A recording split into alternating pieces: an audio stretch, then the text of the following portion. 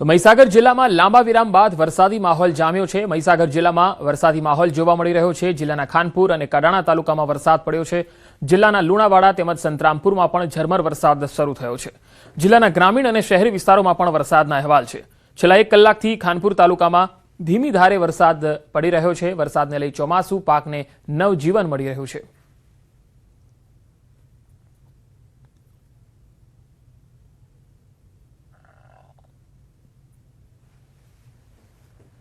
તો અમદાવાદ શહેરમાં પણ વરસાદી માહોલ જામ્યો છે। શહેરના અનેક વિસ્તારોમાં ઝરમર વરસાદ શરૂ થયો છે। રિવરફ્રન્ટ, વાસણા, પાલડીમાં વરસાદ, સરખેજ, એસજી હાઈવે, પ્રહલાદનગર અને બોપલ સહિતના વિસ્તારોમાં પણ વરસાદના અહેવાલ આવી રહ્યા છે।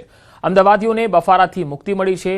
ઉકળાટ વચ્ચે ઝરમર વરસાદથી વાતાવરણ ઠંડુગાર થઈ ગયું છે। તો અમદાવાદ શહેરના અનેક વિસ્તારોમાં વરસાદી ઝાપટું શરૂ થયું છે। કેટલાક વિસ્તારોમાં ધીમી ધારે વરસાદ શરૂ થયો છે તો કેટલાક જગ્યાએ વરસાદી ઝાપટું પડ્યું છે। રિવરફ્રન્ટ, વાસણા, પાલડી વિસ્તારમાં વરસાદ।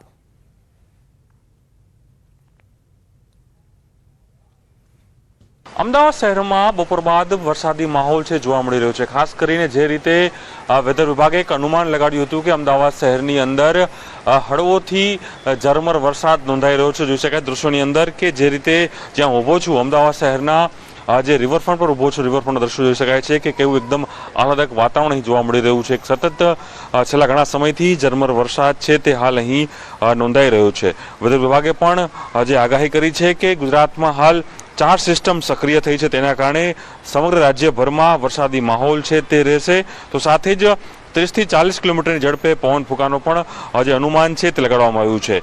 ખાસ કરીને ઉત્તર ગુજરાતના પણ અનેક જે જિલ્લાઓ છે તેમાં ઓરેન્જ એલર્ટ જાહેર કરાયું છે અને સાથે જ યલો એલર્ટ પણ અપાયું છે। તો વેધર વિભાગે અનુમાન પણ લગાડ્યું છે કે અમદાવાદ શહેરમાં ધીમો અને સામાન્ય વરસાદ અને ઝરમર વરસાદ છે તે રહેવાની શક્યતાઓ છે। અને ખાસ કરીને જે રીતે સમગ્ર રાજ્યમાં વરસાદી માહોલ ફરી વખત જોવા મળી રહ્યો છે, ત્યારે જે વરસાદનો વિરામ હતો એ વિરામ બાદ ફરી વખત અમદાવાદ શહેરમાં વરસાદ છે તેની શરૂઆત થઈ છે। અને જે ઝરમર વરસાદ થઈ રહ્યો છે અને જે ધીમી ધારે વરસાદ થઈ રહ્યો છે તેના કારણે જે સતત ગરમીનો અહેસાસ થઈ રહ્યો હતો અમદાવાદીઓને, જે બફારાનો અહેસાસ થઈ રહ્યો હતો તેમાં સંપૂર્ણપણે રાહત છે તે અમદાવાદીઓને હાલ મળી રહી છે। તે ચોક્કસ કહી શકાય કે બપોર બાદ એકદમ વાતાવરણમાં છે અમદાવાદ શહેરમાં ચેન્જીસ જોવા મળી રહ્યો છે અને ઝરમર ધીમી ધારે વરસાદ છે અમદાવાદ શહેરના અનેક જે વિસ્તારો છે તેમાં હાલ નોંધાઈ રહ્યો છે। અને હજુ પણ અનુમાન છે કે આવનારા સમયમાં પણ આ જ પ્રકારનો માહોલ છે તે અમદાવાદ અને અમદાવાદની આસપાસના જે વિસ્તારો છે તેમાં રહેશે। અને સાથે જ 4 સિસ્ટમ સક્રિય હોવાને કારણે પણ રાજ્યના અનેક જિલ્લાઓમાં છે તે યલો અને ઓરેન્જ એલર્ટ છે તે આપવામાં આવ્યું છે। પ્રણવ પટેલનો અહેવાલ, ન્યૂઝ 18 અમદાવાદ। તો અમદાવાદના બાકી વિસ્તારોમાં કેવો માહોલ છે એ જોવા માટે જઈશું। સહયોગી પ્રીતિ તિવારી મારી સાથે જોડાયા છે। પ્રીતિ, અમદાવાદના પ્રહલાદનગરમાં કેવો વરસાદી માહોલ જોઈ રહ્યા છો આપ?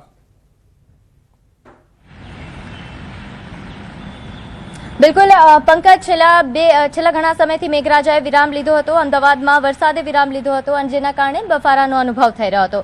આજે ધીમી ધારે વરસાદની શરૂઆત થઈ છે। પ્રહલાદનગર આસપાસના વિસ્તારોમાં વરસાદની શરૂઆત થઈ છે। ધીમી ધારે વરસાદ થઈ રહ્યો છે, પરંતુ બફારા અને ગરમીથી રાહત મળી છે। પંકજ, આપને જણાવી દઉં કે 4 જેટલી સિસ્ટમ છે જે સક્રિય થવાના કારણે હવે ફરી એકવાર રાજ્યમાં વરસાદના જે મંડાણ છે તે થઈ રહ્યા છે। હજુ પણ આગામી 2 દિવસ વરસાદ રહે તેવા પ્રકારની સંભાવના છે। ભારે કે અતિભારે વરસાદની કોઈ પણ પ્રકારની આગાહી નથી કરવામાં આવી। છૂટો છવાયો મધ્યમથી હળવો વરસાદ રહે તેવા પ્રકારની શક્યતા છે। આપને અમદાવાદની સ્થિતિનું જો સમીક્ષણ કરું તો અમદાવાદમાં એસજી હાઈવે, આ ઉપરાંત પ્રહલાદનગર સાથે આસપાસના મકરબા સહિતના જે વિસ્તારો છે એટલે કે પશ્ચિમી વિસ્તારોમાં વરસાદ નોંધાયો છે। ધીમી ધારે ઝરમર વરસાદ વરસી રહ્યો છે અને હજુ પણ આગામી 2 દિવસ આ જ પ્રકારની પરિસ્થિતિ રહે તેવા પ્રકારની આગાહી વ્યક્ત કરવામાં આવી છે। હવે રાજ્યના અન્ય જિલ્લાઓની જો વાત કરું તો દક્ષિણ ગુજરાતમાં પણ આ જ પ્રકારે વરસાદ રહે તેવા પ્રકારની આગાહી વ્યક્ત કરવામાં આવી છે। આ ઉપરાંત ઉત્તર ગુજરાતમાં પણ આ વખતે સારો એવો વરસાદ પડે તેવી શક્યતા છે। જો કે ભારે કે અતિ ભારે વરસાદ નહીં પડે। હજુ પણ 2 દિવસ છે કે જ્યારે દક્ષિણ ગુજરાત, ઉત્તર ગુજરાત અને મધ્ય ગુજરાતને વરસાદ પ્રભાવિત કરી શકે છે। જી પ્રીતિ, આભાર સમગ્ર માહિતી આપવા માટે। તો અમદાવાદના પ્રહલાદનગર વિસ્તારમાં પણ હળવો વરસાદ શરૂ થયો છે। છેલ્લા 1 કલાકથી વરસાદ અહીંયા પડી રહ્યો છે। તો એસજી હાઈવે, સરખેજ અને બોપલ સહિતના વિસ્તારોમાં પણ હળવો વરસાદ શરૂ થયો છે। અમદાવાદ શહેરના અનેક વિસ્તારોમાં વરસાદી માહોલ જામ્યો છે. અમદાવાદ પશ્ચિમના મોટાભાગના વિસ્તારોમાં વરસાદ શરૂ થયો છે. મોટાભાગના વિસ્તારમાં ઝરમર વરસાદ પડી રહ્યો છે. આંબલી, બોપલ, ઘુમા, સિંધુ ભવન, IIM અને શ્યામલ સહિતના જે વિસ્તારો છે આ પશ્ચિમી વિસ્તારો છે જેમાં વરસાદ પડી રહ્યો છે. ઝરમર વરસાદને કારણે બફારાથી, ગરમીથી લોકોને રાહત મળી છે. વાતાવરણ ઠંડુગાર થઈ ગયું છે.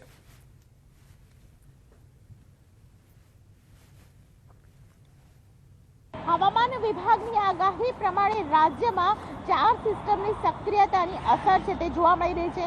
અમદાવાદ શહેર પણ તેમાંથી બાકાત નથી. અમદાવાદ શહેરમાં સવારથી જ વરસાદી માહોલ જોવા મળી રહ્યો છે.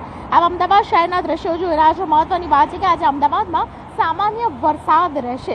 રાજ્યમાં વરસાદી માહોલ વચ્ચે ખાસ કરીને 30 થી 40 કિલોમીટર ઝડપે પવન ફૂંકાશે. આજે અરવલ્લી, મહીસાગર સહિતના જિલ્લાઓમાં ઓરેન્જ એલર્ટ આપી દેવામાં આવ્યું છે, જ્યારે વાવ, થરાદ, બનાસકાંઠા, સાબરકાંઠા, પંચમહાલ, દાહોદમાં યલો એલર્ટ આપવામાં આવ્યું છે.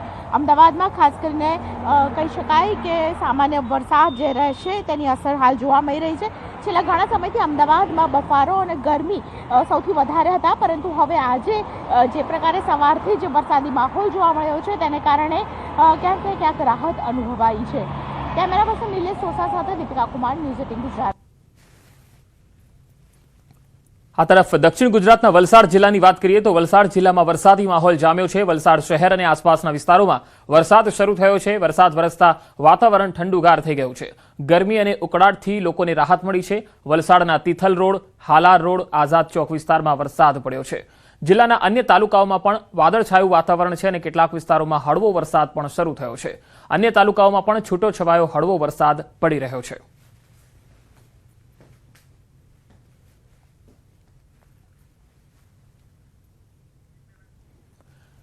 વલસાડ જિલ્લામાં મોટાભાગના વિસ્તારોમાં હળવો વરસાદ શરૂ થયો છે. જિલ્લાના કેટલાક તાલુકાઓમાં હળવો વરસાદ છે.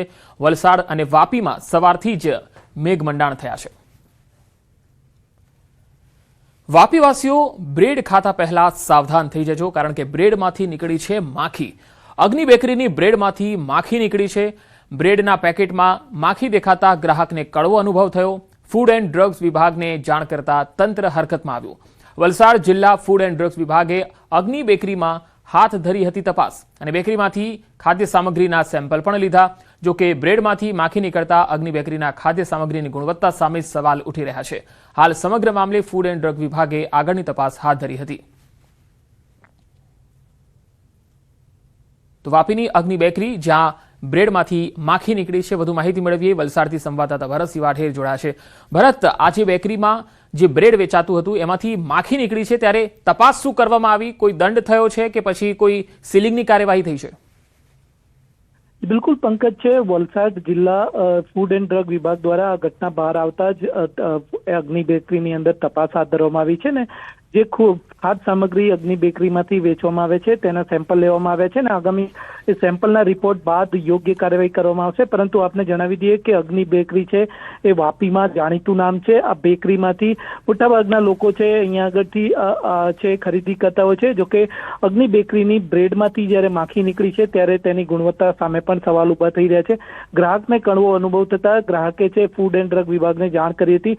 આથી વલસાડ જિલ્લા ફૂડ એન્ડ ડ્રગ વિભાગે અગ્નિ બેકરીમાં તપાસ હાથ ધરી હતી અને ફૂડના સેમ્પલ લઈ અને આગામી જે રિપોર્ટની રાહ જોવામાં આવી રહી છે. પરંતુ જે રીતે જાણીતા નામ એવી અગ્નિ બેકરીમાંથી બ્રેડમાંથી માખી નીકળતા હવે મુદ્દો અત્યારે ચર્ચાનું કેન્દ્ર બન્યો છે.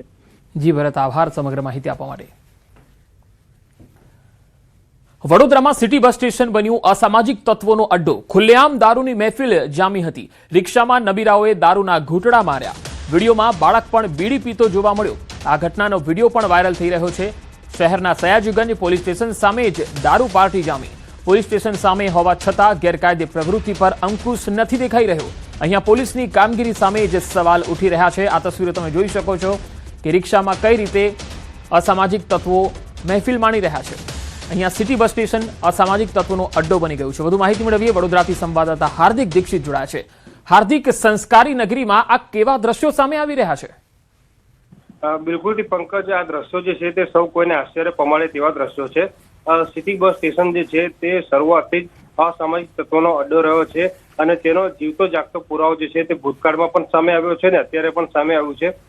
નવાઈની વાત તો એ છે કે જે જગ્યાએ દારૂની મહેફિલ ચાલી રહી છે રિક્ષામાં, ત્યાં સિટી બસના સંચાલકો બેસે છે અને તેની બિલકુલ સામે જ જે છે તે સયાજીગંજ પોલીસ સ્ટેશન આવેલું છે. પરંતુ સિટી બસના સંચાલકોને કે સયાજીગંજ પોલીસ સ્ટેશનના સ્ટાફને આ અસામાજિક તત્વો દેખાતા નથી.